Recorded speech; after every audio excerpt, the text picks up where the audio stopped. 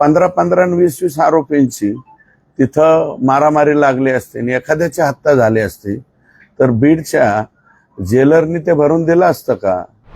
आणि बरेचसे आरोपी लातूर जेलच का मागतात? कोणत्या कोणत्या आरोपींचे नातेवाईक लातूर जेलला आणि बीड जेलला या ठिकाणी काम करतात? VIP ट्रीटमेंट कोणाला दिली जाते? तर आकाला दिली जाते. मग आका आणि त्यांचे जे समर्थक आहेत यांना सगळ्यांना अमरावती जेल किंवा नागपूर जेलला का पाठवलं जात नाही? माझं म्हणणं असं आहे की जेल प्रशासनाने हे दोन गट जे आहेत एकमेकाच्या कायमस्वरूपी विरोधात आहेत. हे एक जण म्हणतो मला चुकीनं गुंतवण्यात आलंय, दुसरा अक्षय आठवलेच्या किंवा सनी आठवले का अक्षय आठवले का अक्षय आठवले यांच्या बाबतीत सुद्धा यांनी काहीतरी केलंच असेल यापूर्वी.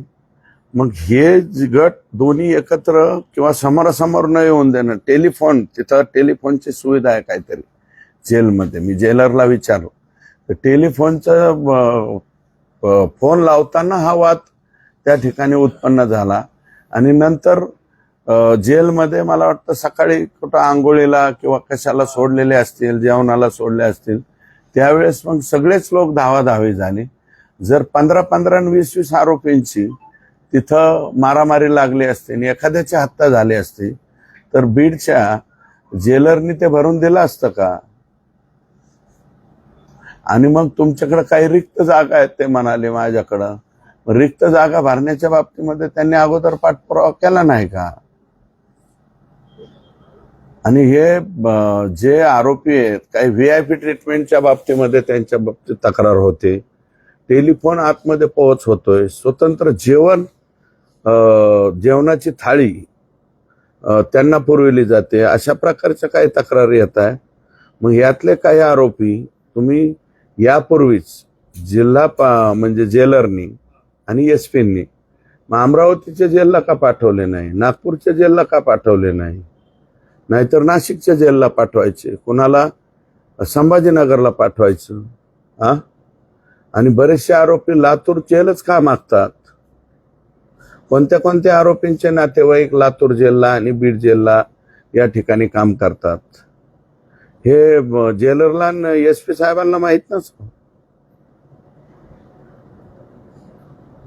आता मग तुम्ही काय मागणी करताय? अमरावती असेल किंवा नागपूर जेल असेल? 100% माझं म्हणणं आहे की हे जे अशा पद्धतीने हाणामाऱ्या होण्यापेक्षा यातले ज्यांच्यावरती आता बबन गीतेच्या बाजूच्या किंवा यांच्या तो महादेव गीते किंवा अक्षय आठवले यांना VIP ट्रीटमेंट दिल्याची चर्चा आतापर्यंत कधी झाली नाही. VIP ट्रीटमेंट कोणाला दिली जाते? तर आकाला दिली जाते. मग आका आणि त्यांचे जे समर्थक आहेत यांना सगळ्यांना अमरावती जेल किंवा नागपूर जेलला का पाठवलं जात नाही?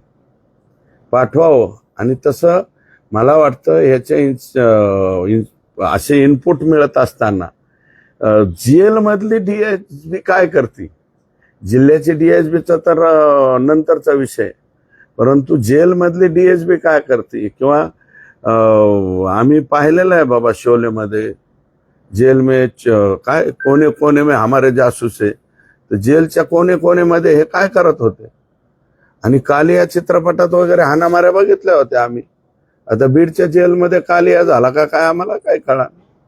संतोष देशमुखांचा खून झाल्यानंतर एक आरोप गंभीर झाला. तुम्ही ज्यावेळेस भेटायला गेले, सुप्रिया सुळे तिथे गेल्या, एका महिलेच्या नावानं एक कट रचला जात होता आणि बलात्काराचा गुन्हा दाखल करण्यात येणार होता अशी माहिती आहे. तर त्या महिलेचा खून झाल्याची माहिती आहे कळंबमध्ये. तुम्हाला काय? मला ऑथेंटिक माहिती नाही, त्याच्यामुळे मी त्याच्यावरती आज बोलणार नाही. नेमकी तीच महिला का असं जर SITच्या तपासामध्ये पुढं आलं आणि त्या महिलेचा जर खून झाला तर ती गंभीर बाब आहे. मग आता हे पुढचे पुरावे संपवायला सुरुवात झाली का?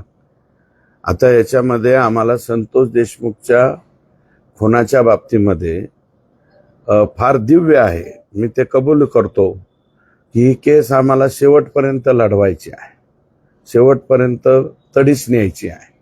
आणि ह्या सगळ्या लोकांना आनंद आम्हाला त्या दिवशी वाटणार आहे की हे सगळे आरोपी फाशीला गेले पाहिजे. फाशीला जाईपर्यंत आम्ही काही स्वस्थ बसणार नाही. परंतु तीच महिला का, हे पेपरला वाचलंय मी, परंतु मी माहिती विचारतोय, कळंबच्या पोलिसांना माहिती विचारतोय आणि SITने अजून त्याच्या बाबतीमध्ये दुजोरा दिलेला नाही. त्याच्यामुळे मी त्याच्यावरती आज ऑथेंटिक बोलणार.